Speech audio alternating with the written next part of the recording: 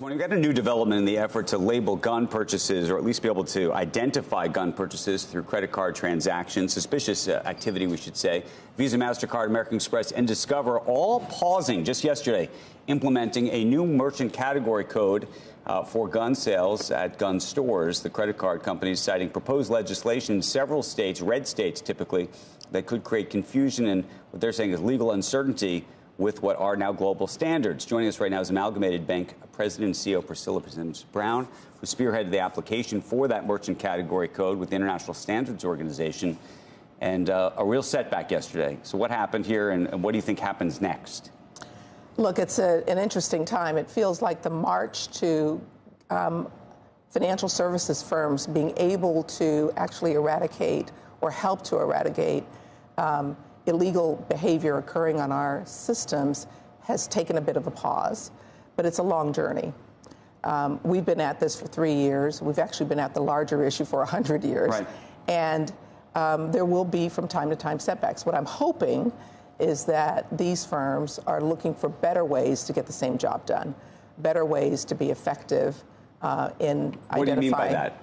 Well, what they've said to us, at least in the public reports you and I have read, right, is that they would like to, or that they're concerned about the effectiveness of the process. So my hope is that by pausing, they're looking for ways to make suspicious activity reporting more effective in their systems. But do you think they're trying to do that, or do you think that the political backlash to tracking anything related to guns at all, and in this case, trying to identify suspicious activity that could very well be illegal, and that's genuinely all this would do. That's right. But the fact that that's not even on the table and is now so confused by certain states trying to choose certain approaches over other states that they're saying, you know what, it's not even worth us even trying to do this at all. Yeah. What gives you any view that they're trying to do it in a more effective way? Well, I think they're trying to not do it at all. What gives me hope on all of this is the legal obligation we have to report suspicious activity. To also, the code has been assigned. There is a code for merchant category code for gun stores. My hope is that people will look to the legislation that was bipartisan legislation that was just passed not long ago, which makes illegal activity related to straw purchases and gun trafficking something that we should address. And so we have an obligation as financial services firms to do that. I understand that there's misinformation out there. I understand that there are political issues out there, but I'm not a political pundit. What I would say is, if a bipartisan group in Congress has set legislation against these things, it's incumbent upon us to follow the law. Let me ask you a question. What do you think the liability should be for a bank that underwrites a credit card that's used in a mass shooting or a straw purchase? Look, no bank on either side of this issue wants to see straw purchases and gun trafficking and illegal activity happening. I'm convinced of that. I don't talk to anybody, any of my peers who say, look, we don't care about this. What I hear people saying is it's complicated. There's misinformation out there. It's difficult. It's ineffective in the current process.